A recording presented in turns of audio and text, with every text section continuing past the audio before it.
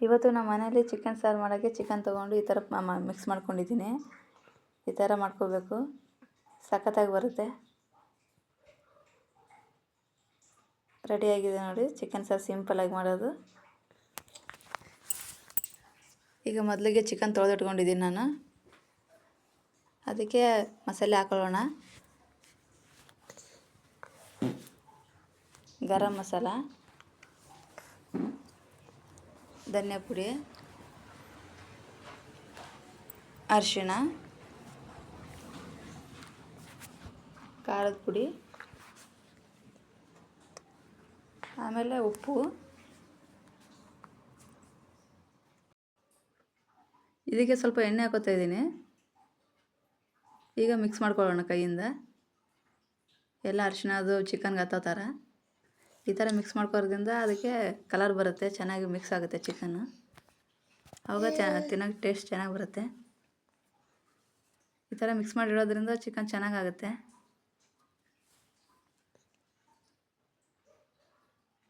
ಈಗ ಇದನ್ನು 10 ನಿಮಿಷ ಬಿಟ್ಬಿಡೋಣ ಮುಚ್ಚಿಬಿಟ್ಟು.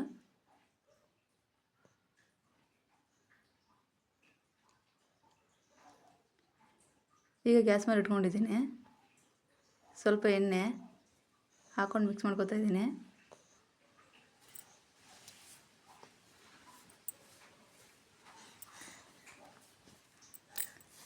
ಸ್ವಲ್ಪ ನೀರು,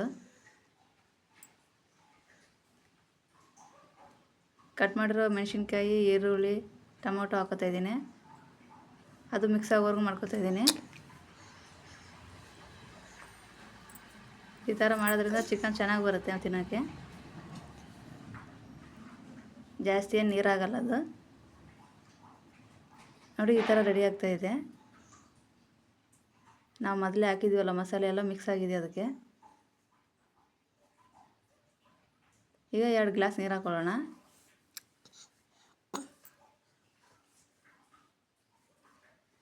ಎರಡು ಗ್ಲಾಸ್ ನೀರು ಹಾಕೊಂಡ್ಮೇಲೆ ತಿರ್ಸೋಣ ಸುತ್ತ. ಈಗ ಕ್ಲೋಸ್ ಮಾಡಿ ಇಟ್ಬಿಡೋಣ. ಒಂದು 10 ನಿಮಿಷ ಕುದೀಲಿ ಚೆನ್ನಾಗಿ. 10 ನಿಮಿಷ ಆಯಿತು. ಮೇಲೆ ಪುದೀನ ಹಾಕೋತಾ ಇದ್ದೀನಿ. ಚೆನ್ನಾಗಿ ಬರುತ್ತೆ ಟೇಸ್ಟ್ ತಿನ್ನೋಕ್ಕೆ.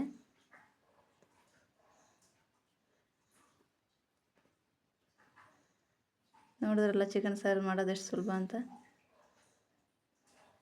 ಏನಿದಕ್ಕೆ ಮಸಾಲೆ ಏನು ರುಬ್ಬಾಕೊಂಡಿಲ್ಲ ನಾವು, ಹಂಗೆ ಮಾಡ್ತಾ ಇರೋದು. ಈ ಥರ ಬಂದಿದೆ. ಈಗ ಸರ್ವ್ ಮಾಡ್ಕೊತಾ ಇದ್ದೀನಿ. ಇದಕ್ಕೆ ನಾನು ಜೀರಾ ರೈಸ್ ಮಾಡ್ಕೊಂಡಿದ್ದೆ. ಚೆನ್ನಾಗಾಗುತ್ತೆ ಟೇಸ್ಟ್ ಇದಕ್ಕೆ. ಈ ಥರ ಚಿಕನ್ ಸಾರು ಜೊತೆಗೆ ಈ ಥರ ರೈಸ್ ಸಖತ್ತಾಗುತ್ತೆ. ಅದಕ್ಕೆ ನಾನು ಇದನ್ನು ಮಾಡ್ಕೊಂಡಿದ್ದೆ. ನೀವು ಕೂಡ ಟ್ರೈ ಮಾಡಿ ನೋಡಿ, ಚೆನ್ನಾಗಿ ಬರುತ್ತೆ.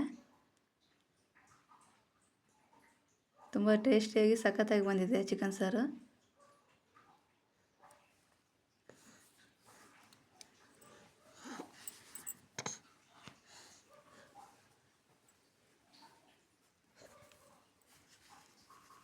ಚಿಕನ್ ಸಾರು ತುಂಬ ಟೇಸ್ಟಿಯಾಗಿ ಬಂದಿದೆ. ನೀವು ಕೂಡ ಟ್ರೈ ಮಾಡಿ ನೋಡಿ. ನಿಮ್ಮ ಮನೆಗೆ ನೆಂಟರು ಬಂದಾಗ ಸಖತ್ತಾಗಿ ಬರುತ್ತೆ. ನಾವು ನಮ್ಮ ಮನೆಯಾಗೆ ನಮ್ಮ ಹಸ್ಬೆಂಡ್ಗೆ ಇದೇ ಥರ ಮಾಡ್ಕೊಡೋದು. ಅವ್ರು ತಿಂದ್ಬಿಟ್ಟು ಚೆನ್ನಾಗಿದೆ ಅಂತ ಕಾಮೆಂಟ್ ಮಾಡಿದ್ರೆ ನಮ್ಗೆ ಇನ್ನೂ ಖುಷಿ ಆಗುತ್ತೆ. ಟ್ರೈ ಮಾಡಿ ನೋಡಿ. Thank you.